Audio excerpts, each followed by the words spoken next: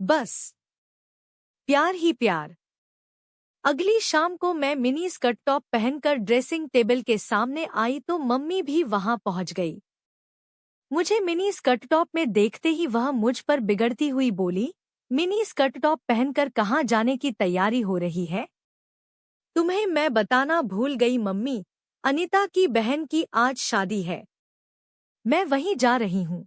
यह कहते कहते मैं मुस्करा पड़ी। शादी में जाना है तो कोई ढंग के कपड़े तो पहन लो। मम्मी यह कहते कहते गुस्सा हो गई। तो क्या यह कपड़ा बेरंगा है? तुम भी मम्मी हद करती हो। मैं तो इसे ही पहनकर जाऊंगी, मैंने झिड़कते हुए जवाब दिया। न जाने तुम्हें समझ कब आएगी। तुम्हारे इतने मोटे मोटे जांग मिनी स्कर्ट से झांक रहे हैं।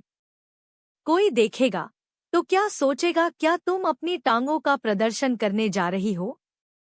मम्मी के यह कहते ही मेरा मूड खराब हो गया।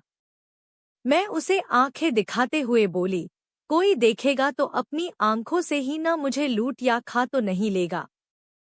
मैं अगर सच बोल दूंगी तो। मैं यह कहते कहते अचानक ही चुप हो गई। मैंने देखा मम्मी का चेहरा सफेद पड़ गया था। उसके चेहरे पर फैला गुस्सा सिमटकर गायब हो गया था। वह नरम पड़ते हुए बोली, तुम तो बेवजह ही नाराज हो गई बेटी। मम्मी एकदम से ही बदल गई। मैं चुपचाप दरवाजे से बाहर हो गई। रास्ते भर मैं यही सोचती रही, इंसान की कमजोरी जब उजागर हो जाती है तो वह कितना निर्बल पड़ जाता है।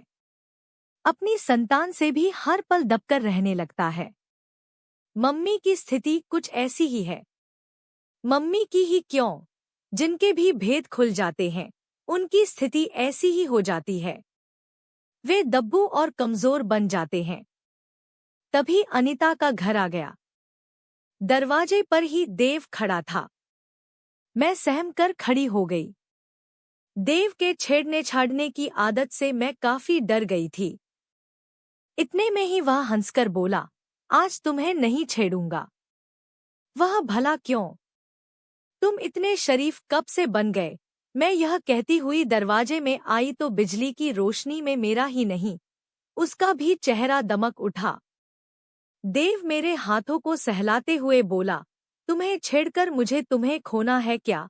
मैं अचानक ही मुस्कुरा पड़ी। मर्दानी बाहों के स्पर्श का लाजवाब स्वाद तो मैं कब का चख चुकी थी। देव के हाथों का स्पर्श पाते ही मैं भीतर ही भीतर सिहर उठी। देव को शायद मेरी मनःस्थिति का अनुमान नहीं था। तभी अनीता कुछ दूर खड़ी नजर आई। मैं उससे अपना हाथ छुड़ाकर वहां चली गई जहां अनीता खड़ी थी। मुझे देखते ही अनीता चहक पड़ी। मैंने तो सोचा था कि तू आएगी ही नहीं। इसी बीच उसकी माँ ने उसको आवाज देकर अपने पास बुला लिया। मैं वहां से सीधे ड्राइंग रूम में आ गई। फिर अचानक ही मेरे दिमाग में आया कि क्यों ना मैं नाखून पॉलिश कर लूं। सामने ही ड्रेसिंग टेबल पर नाखून पॉलिश की शीशी रखी हुई थी। मैं ड्रेसिंग टेबल की ओर बढ़ गई। तभी मेरी एक हल्की सी चीख निकल गई। न जाने देव वहां अचानक कहां से प्रकट हो गया। वह मेरी चीख सुनकर काफी घबराया हुआ था। जब बात उसकी समझ में नहीं आई तो वह बोला, क्या हुआ? मेरे पाँव में शीशे का टुकड़ा चुभ गया था। देखते ही देखते खून से मेरा पाँव लथपथ हो गया। देव गुस्से से बड़बड़ाया, ये अनीता की बच्ची पागल हो गई है। कांच का गिलास भी तोड़ गई और यूं ही छोड़ भी गई। यह कहते कहते उसने मुझे अपनी गोद में उठाकर पलंग पर बैठा दिया और रुई में डिटॉल लेकर जहां कांच चुभा था वहां रुई का फाहा रख दिया। कांच मामूली ही चुभा था। मैं सोचने लगी, क्या देव मुझे उतनी ही खुशी दे सकता है जितना उस युवक ने उस रात दिया था? वैसे देव मुझ पर मुग्ध तो है। तभी देव बोला, ठहरो, मैं तुम्हारे लिए चाय लेकर आता हूँ। वह हवा की तरह गया और एक कप चाय लेकर आ गया। मैं बरबस ही हंस पड़ी, तुम्हारी चाय कहाँ है? यहीं कहीं है। तुम पहले आधी चाय पी तो लो। आधी चाय? क्या तुम जूठी चाय पियोगे? मैं आश्चर्य से बोली। क्यों? मैं तुम्हारी जूठी चाय नहीं पी सकता। एक दूसरे का जूठा खाने पीने से ही तो आपस की शर्मझिझक कम होती है। काजोल, मैं तुम्हें बहुत ही पसंद करता हूँ। मैं मन ही मन मुस्कराई ही नहीं, इतरा भी उठी।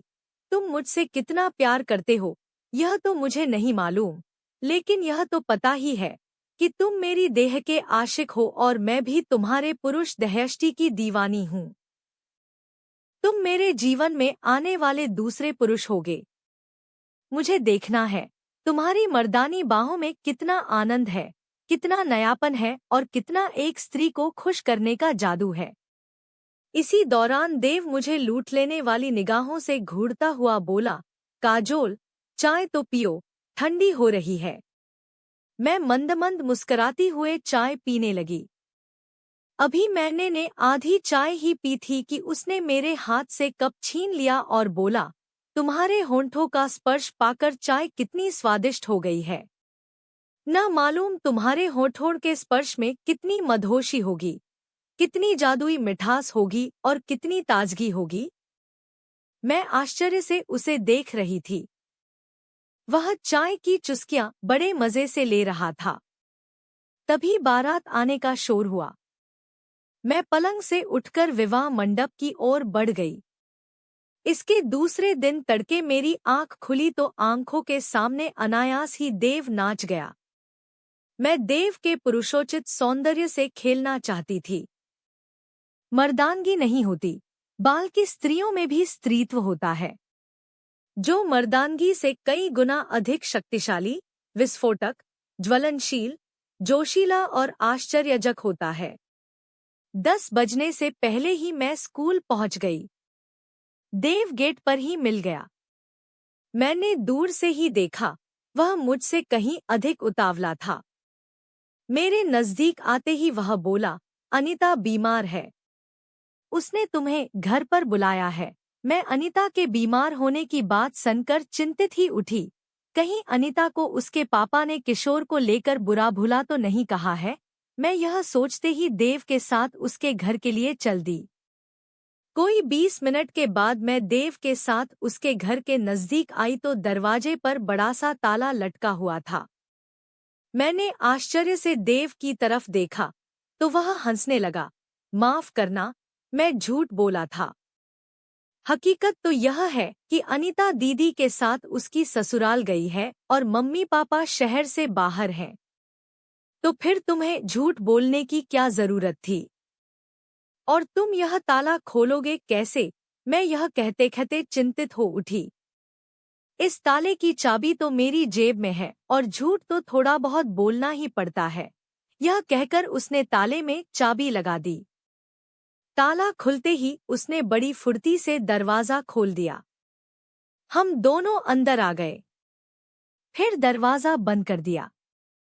बेडरूम में आते ही देव ने अलमारी से इत्र का एक शीशी निकाली और मेरे अंगों पर स्प्रे कर दिया। न जाने वह कैसा इत्र था, मेरे शरीर में उसकी खुशबू समाते ही मैं मदहोश हो गई और देव की बाहों में समाने के लिए मचल उठी। तभी वह जोर से हंसा। इसे मैं सेक्सी इत्र कहता हूँ। पापा को मैंने मम्मी के शरीर पर स्प्रे करते हुए कई बार देखा है। वह भी इसे सेक्सी या मदहोश कर देने वाला इत्र ही कहते हैं। यह कहते कहते उसने पूरे बिस्तर पर स्प्रे कर दिया। पूरा कमरा मदहोशी के आलम में डूब गया। बाहर की हवा भी आएगी तो सुगंधित हो उठेगी। यह सुनकर मैं हल्की सी मुस्कराई, फिर बिस्तर पर निढाल पड़ गई। देव बोला, आज गर्मी बहुत है, कपड़े तो उतार दो। हाँ, गर्मी तो है। कहते हुए मैंने कपड़े उतार दिए। देव शांति से कहाँ बैठने वाला था, वह झुककर मेरे तलवे चाटने लगा। मैं चाहकर भी अपने पैर खींच न सकी। शुरू शुरू में तो बड़ा ही अजीब सा लगा, लेकिन धीरे धीरे मुझे अच्छा लगने लगा। मैं बुदबुदाई। कहने को तो पुरुष कहते हैं कि स्त्रियां मर्दों के पांवों की धूल है, पर क्या वे झूठ नहीं बोलते हैं? यहाँ तो मेरे पांवों की धूल देव ही बना है। तभी अचानक मैं उचकसी गई। देव मेरी पोंवों को चूमते हुए आगे की ओर बढ़ता जा रहा था। मैं तो उसकी इस दीवानगी को देखकर पागल हुई जा रही थी। हंसती हुई मैं बोली, अरे बुद्ध, तुमने यह सब कहाँ से सीखा है? मैंने पापा को ऐसा करते देखा है। तो तुम ताक-झांक भी करते हो? बड़े नटखट हो। और तुम क्या कोई कम हो? यह कहते कहते वह मेरे वक्षों पर जीभ गोल गोल छुमाने लगा। मैं एक अजीब सी पीड़ा से सीतकार उठी और उछलकर उसे अपनी बाहों में भींच लिया। वास्तव में ही तुम इस कला के पारखी हो, काफी मर्मज्ञ हो। मैं यह कहते कहते उसकी रोएंदार छाती को होंठों से सहलाने लगी। अब उछलने की बारी उसकी थी। वह जोर से मुझ पर उछला और मेरी छाती को दांतों में लेकर गुदगुदाने लगा। मैंने एक सीतकार ली और प्यार की गहराइयों में डूबने उतरने लगी। हम दोनों को ही कोई होश नहीं था। हम इतने आक्रामक हो गए थे कि मधुर स्पर्श ने नोच खरोच का रूप ले लिया था। इस घात प्रतिघात में भी एक आनंद था। मेरे संपूर्ण बदन में फैली पड़ी गुदगुदी को नोचखरोच की क्रियाएं ही काबू में रखी हुई थी। तभी देव अचानक शांत पड़ गया। मैं तो पहले से ही निढाल पड़ गई थी।